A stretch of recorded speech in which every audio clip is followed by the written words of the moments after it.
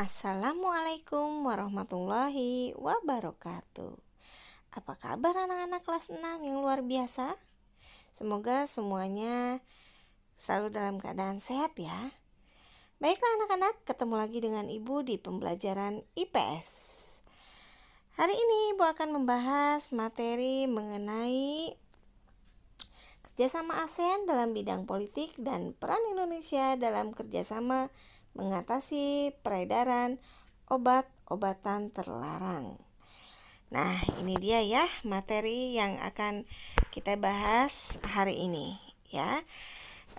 Baiklah anak-anak, untuk mempersingkat waktu, kita lanjutkan saja langsung menonton videonya.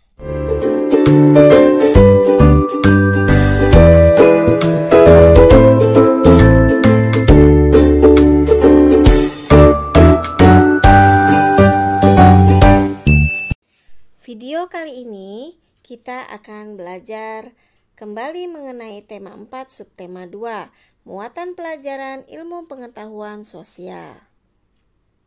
Manfaat globalisasi. Ayo kita simak manfaat globalisasi berikut ini.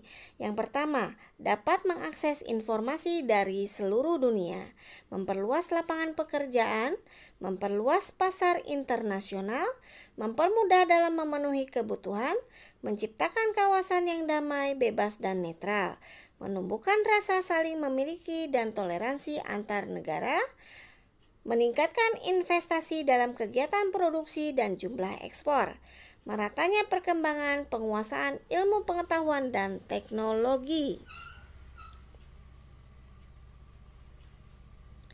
Itulah ya anak-anak. Nah, sekarang berikut ini adalah manfaat globalisasi terhadap kerjasama Indonesia dengan negara-negara di Asia dan dunia. Yang pertama, di bidang ekonomi, kerjasama dalam ekspor-impor jadi lebih mudah. Kedua, di bidang sosial, masyarakat lebih mudah dalam melakukan komunikasi dari tempat yang sebelumnya tidak terjangkau. Ketiga, di bidang budaya, kerjasama dalam pertukaran budaya dapat dilakukan dengan mudah. Keempat, di bidang politik, globalisasi dapat meningkatkan hubungan diplomatik antar negara. 5. Di bidang iptek, para pelajar memperoleh kemudahan dalam mengakses informasi untuk menunjang pendidikan.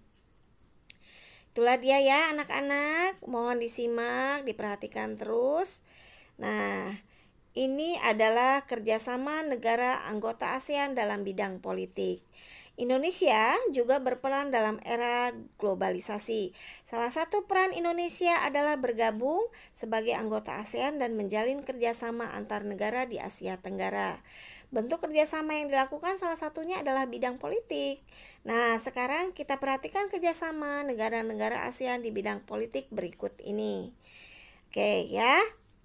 Simak terus videonya. Nah, baiklah ini dia bentuk kerjasama ASEAN di bidang politik. Yang pertama adalah pembentukan masyarakat politik keamanan ASEAN atau yang disebut ASEAN Political Security Community atau yang disebut APSC. Peran Indonesia membentuk masyarakat politik keamanan ASEAN atau ASEAN Political Security Community atau yang disebut APSC. Kedua, bentuk kerjasama pertemuan rutin Menteri Pertahanan negara-negara ASEAN.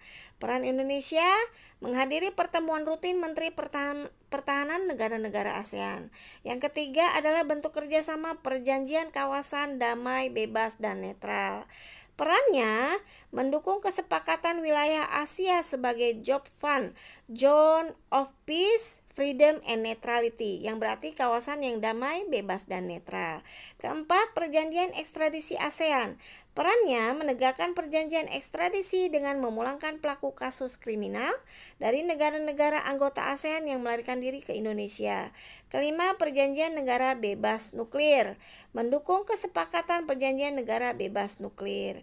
Keenam, yaitu bentuk kerjasama pengiriman duta besar dan konsulat. Peran Indonesianya mengirim duta besar dan konsulat ke berbagai negara. Itu dia bentuk kerjasamanya anggota ASEAN di bidang politik. Nah, sekarang adalah sebentar. Menjalin kerjasama di bidang maritim ASEAN sehingga mempererat persatuan dan kesatuan antar anggota ASEAN. Jadi mereka menjalin kerjasama di bidang maritim ya. Nah, ASEAN memiliki banyak pilar kerjasama, salah satunya di bidang politik yaitu ASEAN Political Security Community APSC atau Masyarakat Politik Keamanan. Latar belakang dibentuknya APSC ini karena setiap negara anggota ASEAN memiliki sistem pemerintahan dan kehidupan politik yang berbeda. Pembentukan APSC bertujuan untuk mempercepat kerjasama di bidang politik dan keamanan di ASEAN, serta mewujudkan perdamaian antar anggota ASEAN dan dunia. Oke, nah sekarang adalah peran Indonesia dalam kerjasama mengatasi peredaran obat-obatan terlarang. Peredaran obat-obatan terlarang ini menjadi kejahatan lintas negara yang harus diatasi oleh negara-negara ASEAN. Obat-obatan terlarang memberikan dampak negatif terhadap generasi muda. Nah, kita harus lebih hati-hati nih ya yang generasi muda. Nah, Indonesia pun ikut berperan dalam kerjasama memberantas peredaran obat terlarang. Kepolisian Indonesia seringkali menangkap pelaku peredaran obat terlarang yang berasal dari negara anggota ASEAN lain. Indonesia kemudian memberikan hukuman terhadap pelaku sebagai efek jera dan mengurangi peredaran obat terlarang di masyarakat.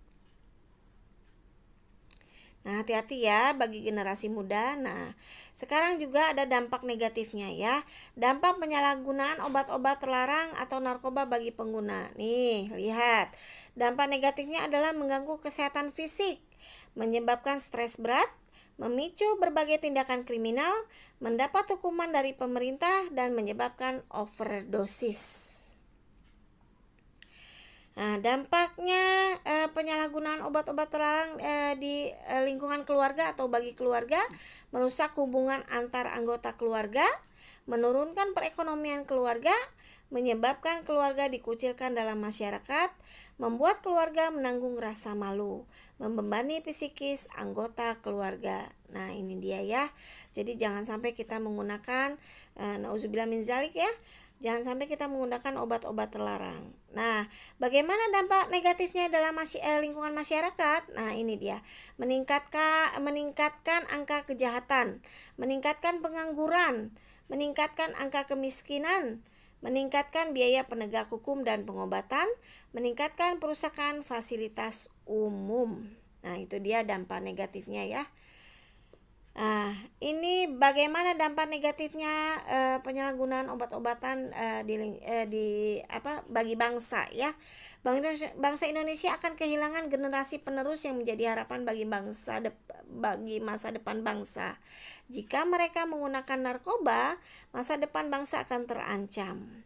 Nah, kerjasama ASEAN dalam mengatasi peredaran narkoba. Meningkatnya kejahatan narkoba akan mengancam keselamatan, keamanan, dan kesejahteraan masyarakat. Indonesia bekerjasama dengan negara-negara ASEAN menyusun langkah-langkah dalam mencapai ASEAN Drug Free tahun 2015. Semua negara saling menukar informasi dalam hal rehabilitasi, pencegahan, dan penegakan hukum tentang masalah narkoba. Nah, itu dia anak-anak ya. Nah, sekarang adalah berikut ini beberapa peran Indonesia dalam mewujudkan ASEAN Drug Free 2015. Yang pertama adalah membentuk Badan Narkotika Nasional atau yang disebut BNN. Kedua, menerbitkan Undang-Undang Nomor 35 Tahun 2009 tentang narkotika. Ketiga, melakukan kerjasama untuk menanggulangi permasalahan narkoba dengan negara lain. Cara mencegahnya, bagaimana? Penyalahgunaan obat-obat terlarang atau narkoba. Yang pertama adalah menanamkan pemahaman pola hidup sehat. Yang kedua, melakukan kegiatan-kegiatan yang positif.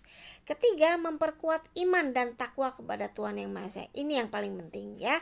Yang keempat, memilih lingkungan pergaulan yang bebas dari pengguna narkoba. Kelima, membangun komunikasi yang baik dan hubungan yang baik dengan teman maupun keluarga. Jadi kita harus lebih berhati-hati dengan lingkungan juga ya. Nah, itu dia anak-anak materi tema 4 subtema 2.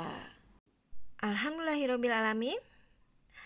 Materi pembelajaran IPS hari ini sudah selesai. Sudah Ibu jelaskan semuanya ya. Baiklah anak-anak, sebelum Ibu akhiri, Ibu akan memberikan tugas untuk kalian agar ilmu kalian selalu bertambah. Disimak ya. Baiklah anak-anak, ini tugas IPS untuk kalian.